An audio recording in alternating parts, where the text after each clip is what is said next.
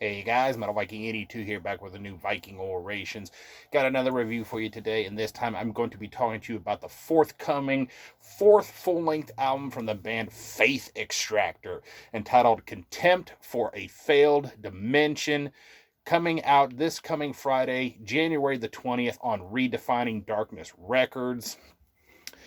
And if you are not familiar with Faith Extractor, they are a death metal band out of Cincinnati, Ohio. Been around since 2005, featuring Ash Thomas on guitars, bass, drums, and vocals, and Zdenka Prado on the bass.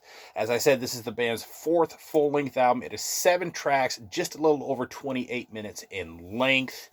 And honestly, I have been a big fan of this band and also Ash Thomas for quite a while now. And I've honestly enjoyed pretty much everything that I have heard of his so far.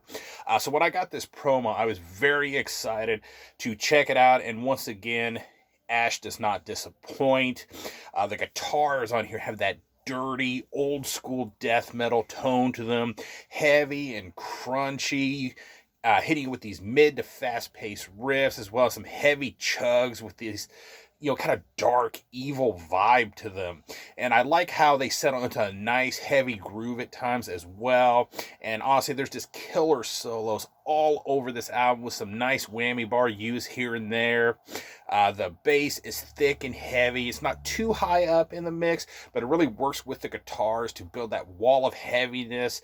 It does come through now and then a little bit more, but overall, I think it does a really good job of laying the foundation and the backbone for these songs. Great drum production on here, very powerful sounding, lots of really good patterns, rolls, and fills, and I absolutely love the blast beat work on here. The drums can get really fast at times. It's amazing how great of a drummer he actually is. Vocally, I think Ash sounds as killer and just as great as ever, with those powerful low growls mixed with these nice badass screams at times. And I really like how they layer them at times as well. I mean, a good example of that, track number 4, Revenge Void Asphyxia, at both the 508 and 528 mark. They layer the two vocal styles, and I really think they sound really cool that way, and I love how they did that. Now, the CD version of this album, much like the promo version that I got, is actually got a seventh track on. With the seventh track on is actually a bonus track. Excuse me, I'm getting a little tongue tied here.